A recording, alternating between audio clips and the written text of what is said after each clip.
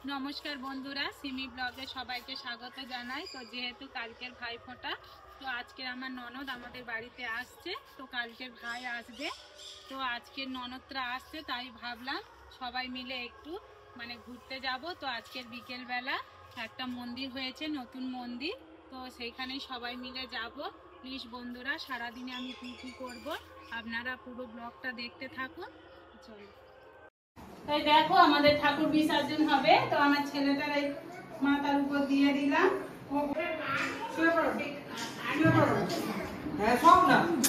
বাবা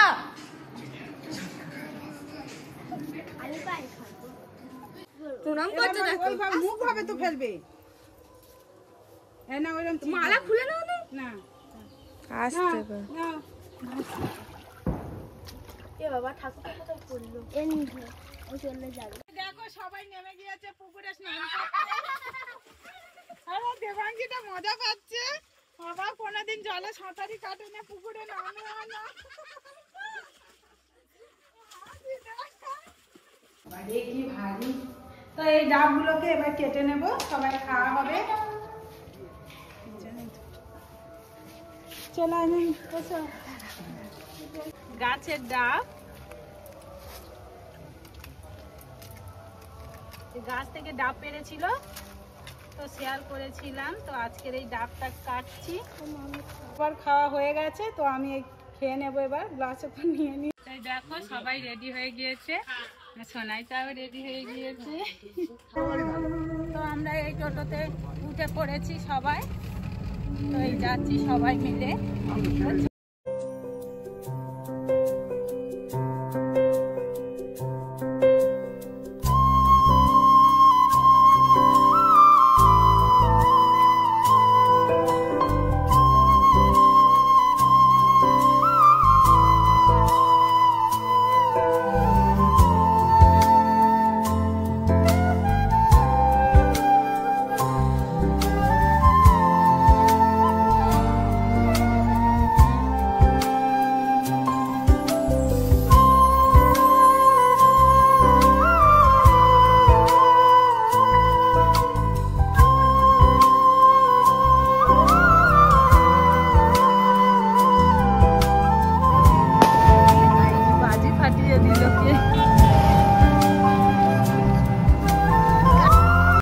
আমরা নদীর পাড় ধরে হাঁটতে হাঁটতে চলে গেলাম সেই সেতুর উপরে। তো সেতুটা ছিল যেহেতু লোহার তৈরি, তো দেখো এদিকেও নৌকা দাঁড়িয়ে রয়েছে, তো ভিউটা এতই সুন্দর লাগছিল, তো আমার তো খুবই ভালো লাগছিল, এখান থেকে যেতে ইচ্ছা করছিল না। এটা খুব কম সময়ের রাস্তা, তো আমরা কালীচরণপুর থেকে রায়চকের দিকে তাড়াতাড়ি যেতে পারবো, তো অন্য দিক থেকেই ও যাওয়া যায়, তো সেটা বেশি দূরে রাস্তা হয়ে যাবে, তাই আমরা অল্প সময়ের মধ্যে দিয়েই আমরা বেরিয়ে পড়লাম রায়চকের দিকে।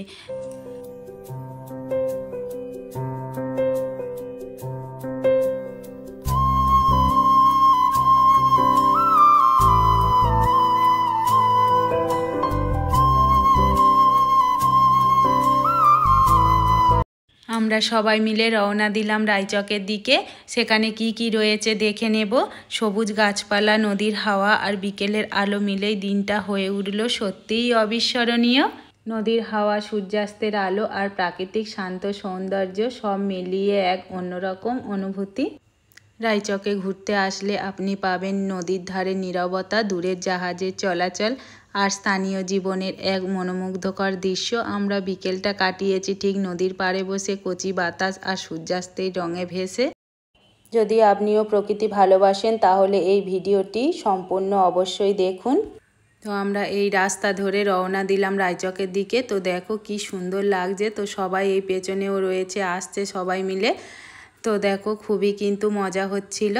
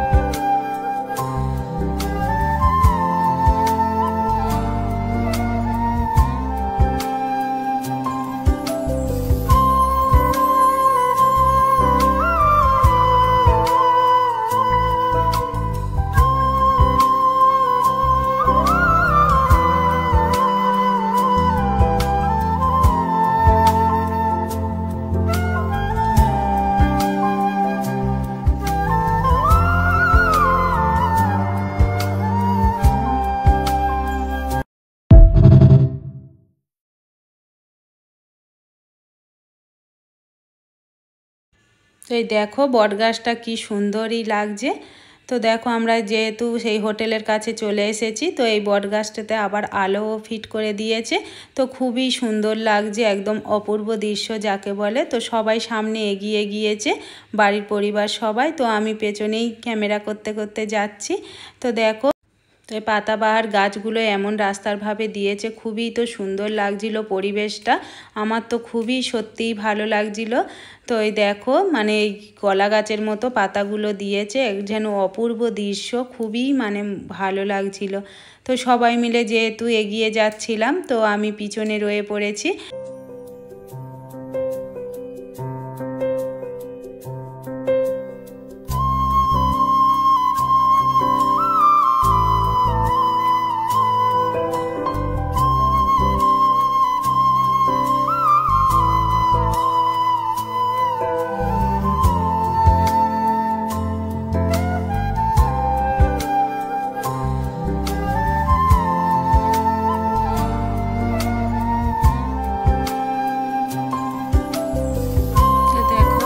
সুন্দর এই বটগাছটা লাগছে। তো বটগাছে আলো দিয়েছে দিওয়ালির জন্য।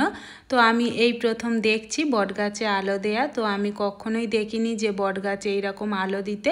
তো খুবই সুন্দর লাগছিল পরিবেশটা, যেহেতু একদম বিকেল বিকেল একটু রয়েছে, সন্ধে হব হব হয়েছে। তো এদিকে দেখো গাড়িটাও খুবই সুন্দর লাগছে। তো গাড়িতে যারা এই মানে হোটেলটা বুক করবে তারাই একমাত্র এই গাড়িতে চড়তে পারবে, নাহলে আমার তো চড়ার খুবই ইচ্ছা হচ্ছিল, এখানে টাকা দিলেও মানে চড়াতে চাইছিল না। তো যার জন্যই আমি বাইরে থেকেই ভিডিও করছি। তো দেখো পরিবেশটা খুবই সুন্দর লাগছে, রাস্তাঘাট একদম যেন পরিষ্কার মনে হচ্ছিল। আমি যেন ভেতরেই এক্ষুনি প্রবেশ করে ভিডিওটা আপনাদের সঙ্গে শেয়ার করি, কিন্তু পাচ্ছিলাম না। আমার তো খুবই ভালো লাগছিল। তো দেখো এই হোটেলটার মানে খোলাটা খুবই সুন্দর দিয়ে সাজানো হয়েছে। তো আমি ওইখান থেকেই সেতুর উপর দিয়েই এবার ফিরে আসছি তো সেই মন্দিরে যাওয়ার জন্য। তো মন্দিরটা দেখো অপূর্বই সুন্দর লাগছিল, আমার খুবই ভালো লাগছিল। যেহেতু সন্ধে হয়ে গেছে, আলোটা এত সুন্দর লাগছিল কি বলবো। যতটুকুই পাচ্ছি তোমাদের সঙ্গে ক্যামেরার সাহায্যে মানে ভিডিও শেয়ার করছি। তো এদিকে দেখো কত দোকান বসেছে, ফুচকা দোকান, বাচ্চাদের খেলনার দোকান, বেশিরভাগটা ফুচকা দোকানেই বসেছে। তো এদিকে আবার ফুলের মালা। তো আবার এদিকে আবার পূজাও হচ্ছে, কালী পূজা এখানে হচ্ছে। তো আমার ছেলেটা বায়না করলো যে আইসক্রিম খাবে, তো ওর আইসক্রিম কিনে দিতেই হলো। আর এদিকে সোনা মাটাও আইসক্রিম খাবে বলে দু ভাই বোনেই কান্না করছিল, তো আইসক্রিম কিনে দিলাম। তো এই দেখো এদিকে কালী পূজা মানে ঠাকুরের মুখটাও খুবই সুন্দর লাগছিল। তো এখানে আবার খেলাও হচ্ছিল বড়দের। তো আমি ভাবলাম একটু খেলাতে মানে অংশগ্রহণ করি, কিন্তু পারলাম না। তো আমি এই ভেতরেই মানে এবার চলে গেলাম। তো দেখো অপূর্ব দৃশ্য, মানে খুবই সুন্দর লাগছিল যাকে বলে। তো মন্দিরের চারিদিকের পরিবেশটাও খুবই সুন্দর। তো এইটা হলো ইঁট দিয়ে আস্তে আস্তে করে গাঁথা হয়েছে, মানে খুবই অপূর্ব দৃশ্য যাকে বলে। তো এই চারিদিকের ভিউটাও খুবই সুন্দর লাগছিল, আমার তো খুবই ভালো লাগছিল, চারিদিকের পরিবেশটা খুবই সুন্দর লাগছিল। তো এর ভেতরে আস্তে আস্তে আমি চলে গেলাম। তো খুবই সুন্দর লাগছিল। তো আজকের খুব একটা ভিড়ও ছিল না, ভালোভাবেই তো আপনাদের সঙ্গে শেয়ার করতে পেরেছি। তো আমি এই ভেতরে চলে যাচ্ছি। তো খুবই মানে আলোগুলো দিয়েছে, তো খুবই সুন্দর লাগছে। चराचर भाव विशेष चिन्मयमेकमनन्तमनादि भैरवनाथ मनाथ शरण्यं तन्मयचित्ततया हृदि वन्दे। তো চারিদিকটা দেখো সন্ধে হয়ে গিয়েছে, যেহেতু সবাইও মানে লোকজন সেখানে রয়েছে।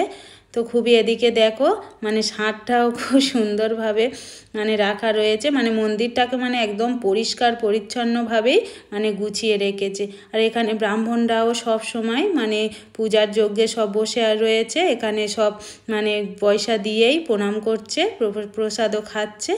তো এদিকে দেখো চারিদিকে একদম আলোয় আলোকিত হয়ে আছে, যেন অপূর্ব দৃশ্য যাকে বলে। তো আমি এইখানে এবার ঠাকুরের প্রণাম করে নেব। তো ঠাকুরের কাছে এবার আমি চলে গেলাম। তো পয়সাও দিয়ে দিলাম, দিয়ে প্রণামও করে নিলাম। তারপরে ব্রাহ্মণ আমাকে বসতে বলল, তো আমি সেইখানেই বসে পড়লাম নিচে। তো এখানে কপালে চন্দনের টিপও পরে নিলাম। তো তারপরে আমি প্রসাদও খেয়ে নিলাম। তার ওই ব্রাহ্মণ প্রসাদ দিল হাতে, খেয়ে নিলাম। তারপর প্রণাম করে চরণামৃতও খেয়ে নিলাম।